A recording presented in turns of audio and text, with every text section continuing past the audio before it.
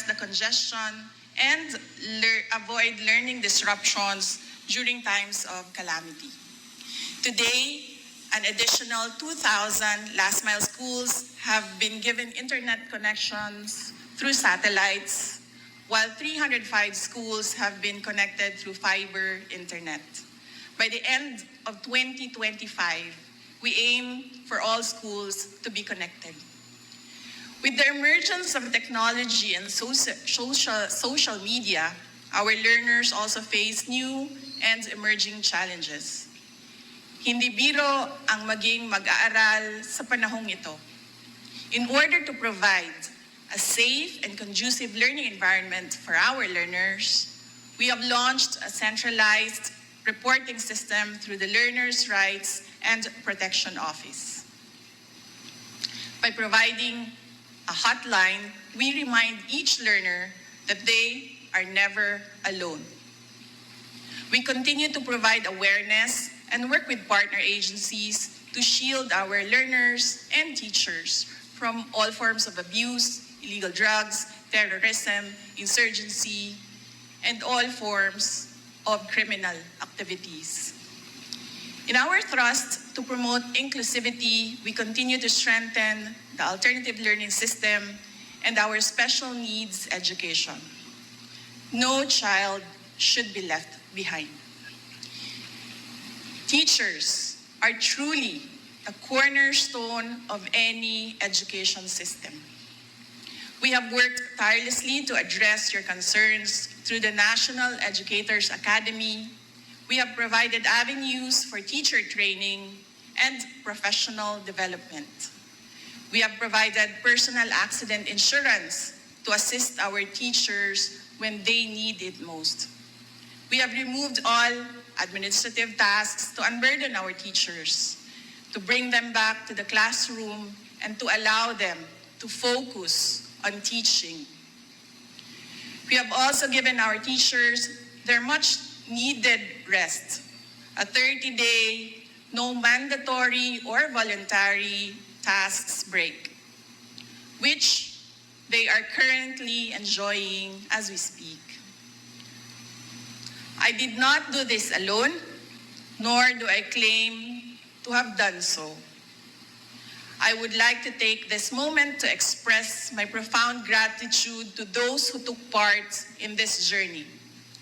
To our partner agencies in the national government, thank you for your commitment towards a whole-of-government approach for basic education. To our local government units, thank you for keeping education and the youth as priority projects year in and year out. To our private sector partners, whether foreign or domestic, thank you for your resolve as education champions. To my DepEd family, Execom, Mancom, Central, Regional, Division, and school officials, teachers, and non-teaching personnel, thank you for your unwavering support, hard work, and dedication to serve the Filipino people. Mabuhay kayo.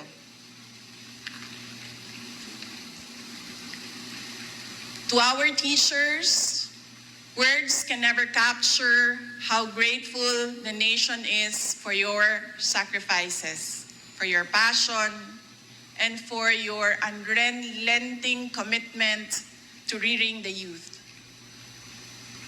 Salamat sa suporta, salamat sa pagiging matatag. The nation will forever be in your debts. Sa 2 taon nating pagsasama, ang kwentong nabuo natin ay kwento ng kapit-bisig na pagtaguyod sa adhikaing maitatag ang isang bansang makabata at batang makabansa. Ngunit anumang kwento, kahit gaano kaganda, ay sadyang nagtatapos rin. Earlier today, June 19, 2024, I sought an audience with the President and tendered my resignation as the Secretary of Education effective July 19, 2024. I have given my 30-day notice to ensure the proper and orderly transition for the benefit of the next Secretary. Mga kababayan, ang aking pagbibitiw ay hindi lulan ng kahinaan, kundi dala ng tunay na malasakit para sa ating mga guro at kabataang Pilipino. Bagamat hindi ako magpapatuloy na mamamahala sa kagawaran, patuloy pa rin nating itataguyod ang kalidad ng edukasyon na nararapat para sa Pilipino. Hindi man ako ang tumatayong kalihim ng edukasyon, mananatili akong isang ina na nagmamatyag at titindig para sa kapakanan ng bawat guro at bawat mag-aaral sa Pilipinas. Para sa isang matatag na Pilipinas. Mga kababayan, lahat ng ating ginagawa ay para sa Diyos, sa bayan, at bawat pamilyang Pilipino. Syukuran. Thank you. One question.